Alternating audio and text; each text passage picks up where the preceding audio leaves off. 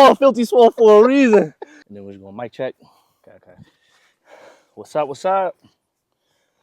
Hope we sound good. How we doing? Come on. We out here. Come on. Okay. Are they on already? Let's get to it.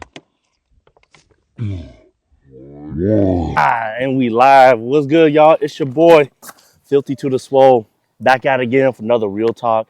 Hey, real quick before we get into it, I just want to give a quick shout out and appreciation to everybody supporting me and everybody, tapping into the content.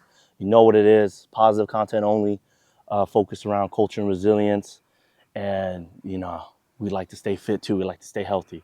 But besides all that, let's go ahead and get into it. This is my guest. This is my homie right here. Go ahead and introduce yourself real quick. What's up, y'all? My name's Jamall Brown. How we doing? Come on. And we're going to get into just that, culture and resilience, overcoming hardship, with the topic of homelessness. You know what I'm saying? For a lot of people, some people can take that definition differently. But I'm going ahead and let my guest share on how he defines homelessness and what experience in his life came to that.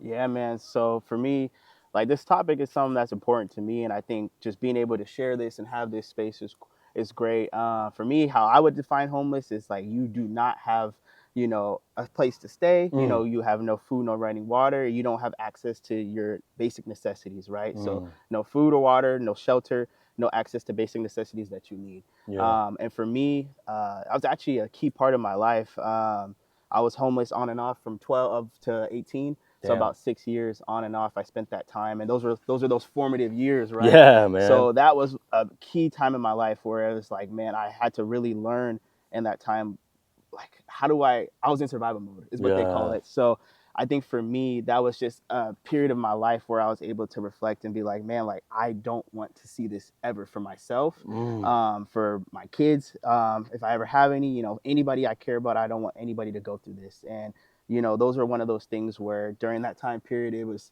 one of those things where I had slept, sometimes I was, sleeping outside, or I slept in my car, public bathrooms, just airport, really anywhere that was secluded, right? So I think during the time in my life, I was in that stage where I was also trying to balance like being a normal kid or education. How do I have access to education? How do I fit in, with my peers? How do I still maintain a sense of normalcy?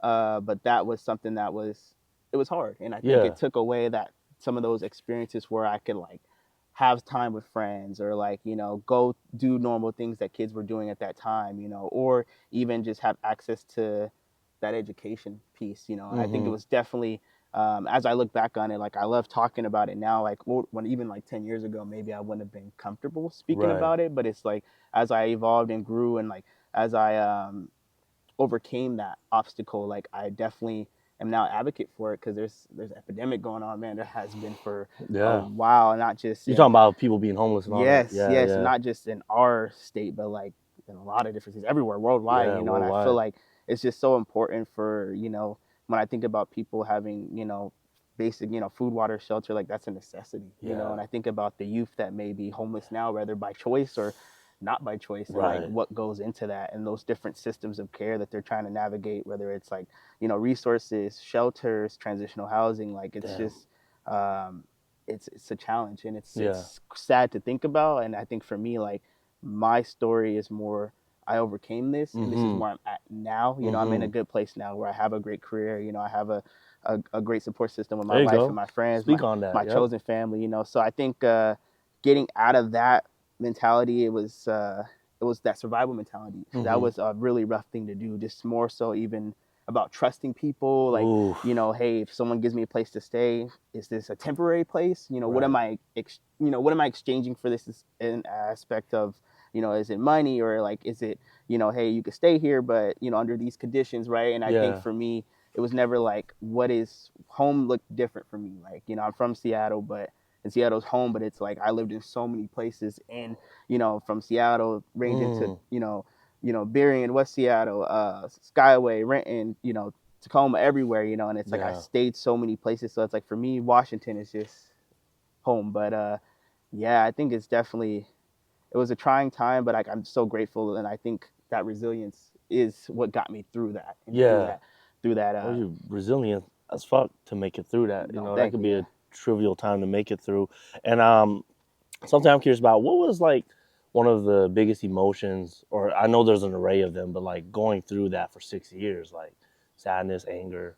You know, I know survival was a big piece, but because like you mentioned, you weren't living life as normal as your peers or this and that, right? You're really living very differently. Yeah. What would you say was the most feeling attached in that time? I would say like hopelessness, you know? Oof. And I think some of that is really like, I wouldn't even want to say learn hopelessness or learn helplessness, but it's like in that sense, I didn't have that stability. So when there's no stability, there's not really room for growth or hope, you know? So I think for me, I did not have hope in that time. So I think for me, it was just, I was in that mode where I'm like, I kept telling myself, there's got to be something better than this. There's got to be something better than this. Whoa. And there was, but I think in that moment, it was hard to get to that mindset of, you know, feeling hopelessness to, there's got to be better. And it took time to get to that transition. I feel like the older I got and you know, as I began to mature, you know, not only physically, but mentally and emotionally, I was like, hey,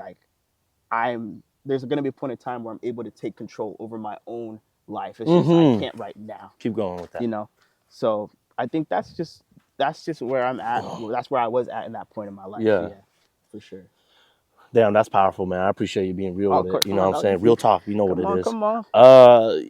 You made me think of another thing here. Was there moments that you can reflect on that, like some scenarios or experiences in your time of homelessness where you've had those moments where like, oh, things can get better. Things can get better. Like there was some light shedded.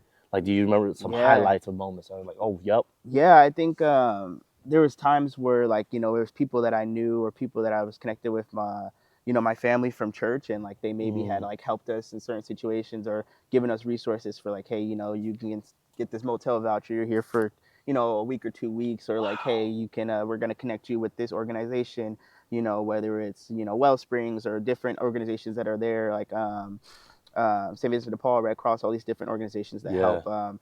You know, and I think some of those moments where I was like, okay, like things can get better. Like what is transitional housing, where it's like transitional housing is essentially an opportunity for you to transition into stability, right? So it could be like 12 months, 6 months, 18 months. It could depend. And I feel like when few and far between, when those opportunities arose, I think that's where I was like, okay, there can be better. There can be a light at the end of the tunnel. You know what I mean? Damn. So I feel like those were those moments. Yeah, that's real shit, man. I appreciate you sharing that. For sure. Yeah, because, you know, I think, and, you know, please put in your input. I feel like folks that go through homelessness, right, is the biggest thing, is feeling hopeless, feeling like, man, when am I going to get to stability? Is that ever going to happen? Especially if it's like not as much as you're in control of it, right? Correct. Because like in your age as a span, right, for 6 years, 12 to 18? Yeah, like that's teenage. That's, you know, you're looking for someone to technically look out for you with those things. So that can be really hard. So man, that's just really powerful. And I think it's really awesome that you got to share those experiences. Yeah. And I hope there's some folks out there listening that can really connect with that. Yeah, man, I hope so. That's just my hope. And obviously I'm speaking from, you know, my own experience. It may look so different for somebody else, like how they became homeless, you know, whether the factors that led into it. And I think everybody's journey is so different, especially not just with homelessness, but just adversity in general. So I feel like that resiliency could come from many different situations, you know, and I feel like for me, that's where my resiliency came from. I call it like, you know, my tank's never empty, because like I just have that, it's always going to be in me. Like I got to keep going. I got to move on, because got that drive. Yeah. Once my mind goes back to how it was when I was homeless, I'm like, I'm done. And I never wanted to go back to that. So I think for me, like my tank stays full, and I feel like I'm fueled for life, you know, metaphorically speaking, because I already went through one of the hardest things I could at such a young period of time. And I've seen so much and experienced so much there, where I'm like, bro, there's nothing else that can affect me to that point where I'm not going to quit. Like, I'm not going to quit, period. So it's just like, yeah, dude, I feel like, now I can smile about it, but it's like, it's crazy, bro. In that time, I was like, shit sucks. Yeah. You know, I was like, shit sucks. Garbage, bro. Like, damn. Fuck. What is life? This is what is life, bro? Like, shit, bro. Like, damn, that's real. For sure, yeah. Yeah, man. How did you go about moving, you know, when like I'm just thinking like peers and stuff, because I think for the youth specifically, we're just speaking to the youth specifically that go through homelessness. Yeah. Right? How do you move when you have peers and like, hey, can I come over to your crib? And you know what I mean? Like shit like Yeah. that. Like, yeah. Yeah, that one was tough. I feel like a lot of my interactions with peers really were like within school, you know, because it's like I couldn't really, I didn't, can I go to your house? I'm like, what house? You know, like I couldn't like do that. So it's like for me, and like when my friends were like, you know, trying to link up or do stuff, it's like, oh, I can't, you know, I just got to get a reason why. But I think that part was a little harder to navigate because it's like during that time, it's like I had friends, but it's like harder to really like have those friendships and be vulnerable at that age. It's like, but I can't just be like, bro, like, well, you're like, Mom, why aren't you not coming to school? It's like, well, you know, I'm not gonna tell him. So it's just like, I think it's one of those things where a lot of my friendship interactions were mostly contained inside the school building, just because like I couldn't really maneuver outside of it, and I didn't really know.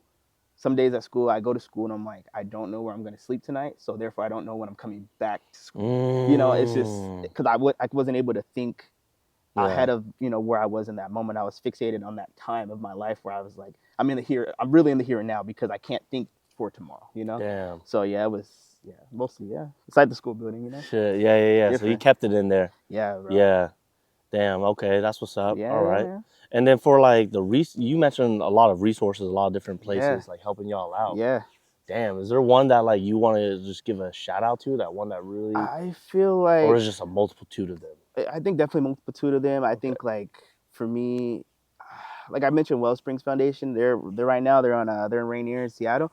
Back then I don't know how they work now, but I remember back then they helped out a lot with like resources for homelessness and like especially helping like families, like single parent families and stuff. So I don't know like how they work now, what that looks like, but yeah, I mean, not really a shout out. I mean, shout out to them for sure, but I think just there was a multitude of resources, you know. But I think there's probably a lot more out there, and I feel like since I'm, you know, been removed from, you know, that and like in that age group of, you know, needing those support, there's a lot out there. I know there's a lot in Pierce County, there's a lot in King County, but at the same time there's not, you know, because there's a lot of people. Feels like it's not enough. Enough. It's really not enough. So yeah, man. God, that's real. It's crazy. And then too, man, like with homelessness again, like how you addicted to drugs? No. That's great. No. Very blunt question, right? Yes. But what I'm getting to is this. I know from what I've seen with homelessness and experiences around people in that lifestyle, you know, they find ways to cope. Yeah. And they find unhealthy ways. Yeah. Did you ever felt a tendency to go that route? Or like how did you keep coping with, fuck, I hate life right now. I feel hopeless. Yeah. If it wasn't drugs. No, yeah, good question. I think for me, not drugs. I just feel like that just never really pulled my interest, you know, and I feel like maybe just because at the time that wasn't even something on my mind. That's like, great. I can utilize these unhealthy coping strategies, as we call them, but utilize these substances to make me kind of like numb the pain. I never thought of it that way. That's I think great. just because where I was, I think for me, a lot of my coping, I feel like I wasn't really coping. I think it was just more like I was in that, like I said, that survival mindset. So how I was trying to cope was really just those, you know, positive affirmations, you know, and I was really just talking to myself, like telling myself like, it got to be better. I got to keep going. It has to get better. I think just those little things helped me out a lot. I mean, obviously, like we both know about mental health. So I feel like there's a lot of, there's a lot of there's a lot to come with mental health. And I feel like at that time, my mental health was declining, you know, for sure. And I didn't really understand like this is anxiety or this is depression or these are some of the things I'm experiencing. I didn't really have a way to label them, but I was definitely experiencing them.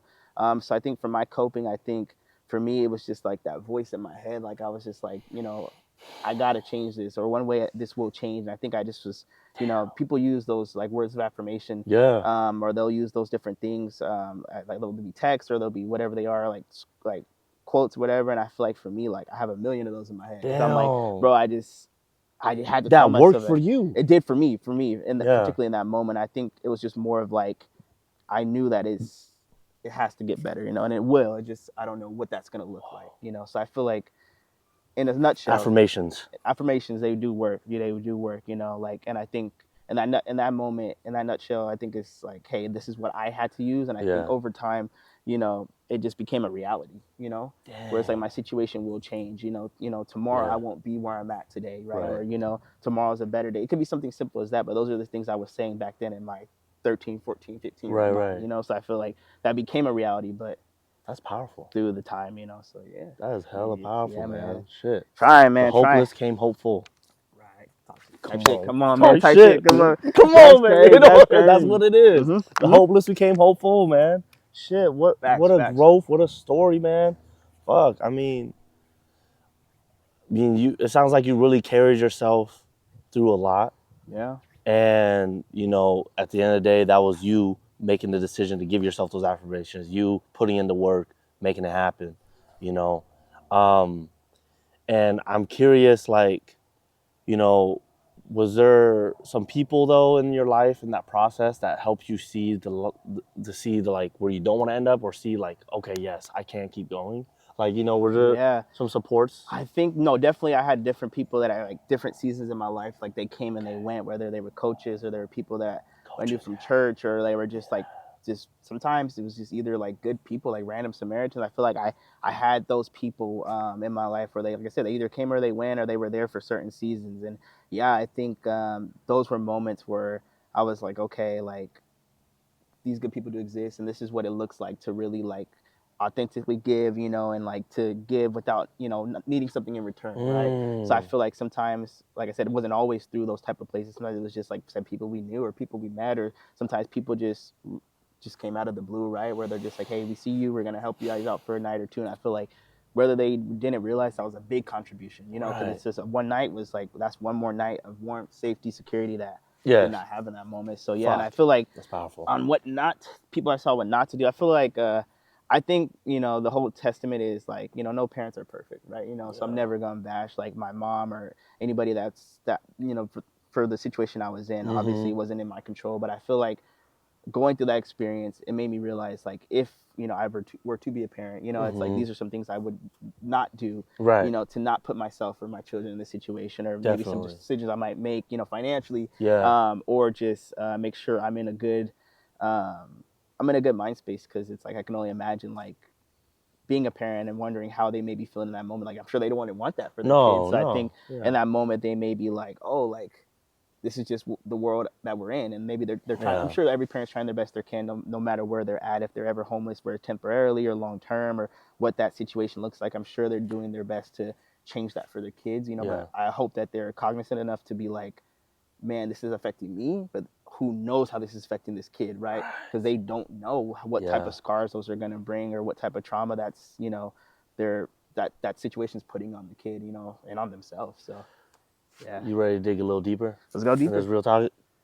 Trauma. Yeah, man. From your experience from homelessness, what would you say is like one of those moments in that experience that really sticks with you, that just probably won't leave and may pop up sometimes out of nowhere? Or, you know what I mean? Two situations. Okay. I remember.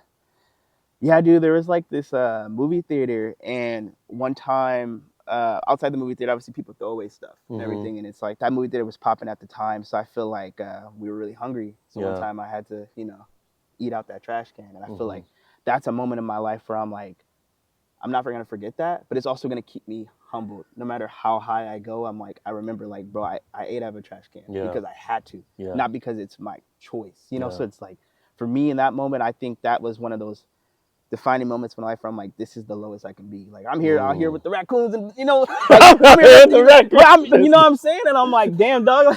But it's like I can laugh about it now because I'm like, dog, I'm like, bro, like, that's mine. Like, this is crazy work, And it's like, I think for me that moment was like, this is the true lowest I'm at mentally, and I feel like I'll never be at this place again. I told myself, I was like, never again will I ever be at this place, and I feel like that's a moment where it'll stay with me because I remember doing it, but it also will stay with me because it's like it keeps me level. Like no matter how high I go, I remember how low I was. So I can't never let my highs be too high. No matter how high I go, I can remember how low I was. So never let your highs be too high or your lows be too low. That's just my little take on that. Good right there. Bro. And then another one was just like, bro, I remember like sleeping in my car, bro, in the back seat. Like, we had a green Taurus, and it was like, green Taurus, so compact 4-door. Compact 4-door. I like how you said that, brother. I know them. I know them. Compact 4-door. Yeah. Nah, bro. So like, I remember, bro. Like I was sleeping in the back of a green Taurus, and the car we had, and it was winter, so it was December, and like, you can't keep. What I realized about being in certain situations, I'm like, bro, you keep your car. Everybody should know, but keep your car on. you burning that gas while it's on. If you don't got a lot of Yes. gas to begin with, you can't be, you know what I'm saying? But also, like, when it gets cold in the winter, like, you know, sometimes, like, you know, I look outside, I'm like, damn, it's cold tonight. And I could just think about that moment, right? And I'm like, especially in Washington, bro. Right, yeah, cold as Washington fuck, gets you know? cold. So Yeah. there's some winters where I'm like, damn. But anyway, in that moment, I was like, I remember it being so cold, bro, where I'm like, damn, bro, like, you could see your breath in the car, obviously. The car fogged up, and I'm like, blankets bro, weren't enough. Jacket wasn't enough. Blanket wasn't enough, nothing. And I'm like, bro, I remember I've never shook so much in my life, bro. I feel like in that moment, I was like, damn, bro, like, I don't know if my heart will stop because this shit is like, it's so cold. And who knows how cold it was back then, but it's like, I think that was a moment that will live with me because I'm like, damn, bro, like, you ain't never want to be that cold. Will I wake up in the morning? So I was like, do I even sleep? Because I don't want to not wake up, you know? But it's like, I think for me in that moment. So you had some death experience thoughts in that moment? I think it was more like, what's going to happen? Like, if I sleep, like, you know, what's going to happen in that moment? So I think for me, that was one of those things where I was like, yeah, bro, again, that mindset of, I never want to go back to this. Right. You know, yeah, so, you don't want to relive that. No, and I'm thankful to where I've got to in a place now where, you know. Speak a little bit on that. Yeah, go ahead, bro. let them know. Let the people know. Yeah, man. So, yeah, so give shout them the out, hope. Man. Yeah, man. Hey, so yeah, I mean, realistically, like, thankfully, I got over that, and you know, as I got into, you know, that place of being an adult, like, shout out my older brother. He let me stay with them for a little bit. And I got on my feet, you know, and then obviously, you know me a little bit more personally, but you know, I met this amazing lady, my wife, you know, and it's like, wife, you know, so that's my person right there. But I mean, during that time, I was able to, like, you know, get my associate's degree, obviously go through high school, get my bachelor's, man. That's right. I got my bachelor's in psychology right now. I mean, what's next? What else do you get? Also, you know, I got my master's degree. Oh, come on, baby. Yeah, currently, you know, everybody, I'm a school counselor. That's hopeless what I do. The HOPEfull. Come on, man. And that's what I think. So, like, being a school counselor, like, I'm thankful to be that because it's like, part of the reason is because, you know, I didn't have that person in school I feel like I could trust. And I feel like sometimes, you know, in the career I'm in, and you know about mental health and the career you're in, it's like, we know what that's like to not have those people look out for us or, you know, be that support, but we also know what it's like to have those good people. So I feel like for me, I wanted to make a difference. So, you know, I got my bachelor's, my master's, and I've been grateful to work in this field of mental health, behavioral health, education. Come on, you know, baby, you don't get better than that. Come on, bro. It's been like since I was 22, so it's been almost a decade, you know, going on. So like, I've been blessed to work in a numerous amount of roles, helping youth and families all across and giving back. Different systems of care, being able to navigate systems of care. So I feel like you part of the system of care that you wish to see more when you're younger, and you did see. Yes, you bro. know what I'm saying? So it's definitely a blessing, bro, and I'm thankful to where my life has been and just where it's going, bro. Like, just entering new chapters, new decade of my life. I'm like, man, like, what's next? So I think for me, just, you know, been expanding my different things with my vending machine business. I got that going, trying to scale that. Entrepreneur. You know, yeah, man. You know, I still do, you know, some youth mentoring. Yes, you do. I'm in the communities and stuff on my weekends. So yeah, I'm just trying to. I got to a place in my life where I'm like, I have multiple streams of income, and I'm very blessed to have that stability. But from also, 0 streams to multiple. Come on, dog. Come on. Hit me with the 3 times. 1, 2, 3. Come on, yeah, 0 to bro, multiple. Come on. So like, I'm very thankful, and I'm humbly thankful for where I'm at in my life. You know, I'm just humble. You know, come on, gotta stay humble. So that's where I'm at, and I think I'm just excited for what's to come, bro. And I think, you know, as we keep moving forward, as I keep moving forward in life, I'm just thankful for where I came from, and I always got to look back to see where I came from, bro, because you know, it's gonna bring perspective of where I'm going, and just a reminder that there's always light at the end of the tunnel. So just keep pushing, keep moving. Is that the quote you want to leave the people? I want you to leave people with an affirmation or a quote. Yeah. For people who maybe even experience homelessness, or just the general folks who see this and have people in their family or, you know, in their circle that's homeless, right? Because like we said, it is an epidemic. Unfortunately, it's going. What would you like to say to the people? Man, and this is just something that helped me. And I would say, like, there's definitely always light at the end of the tunnel, for real. And I think for me, one thing I would say is it's okay to take a step back, you know, because sometimes you need to take a couple steps back to take 3 steps forward. So I say just keep going, you know, just keep going, keep moving forward.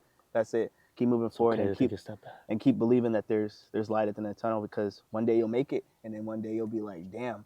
And it just all adds to your testimony. It's part of your story. So just keep pushing. You'll make it. Damn, bro. For sure. That's powerful. I love that.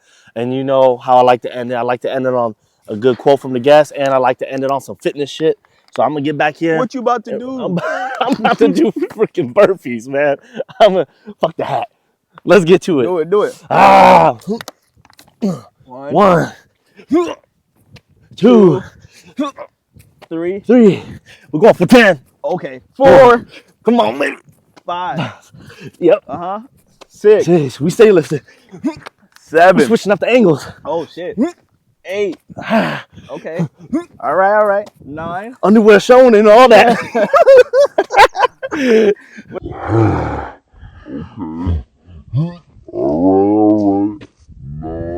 Underwear showing and all that.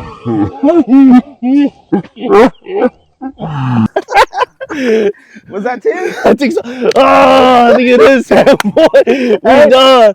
Come on. Oh my God. They call it Filthy Swole for a reason. Shit, we done. Signing off, bro. God damn.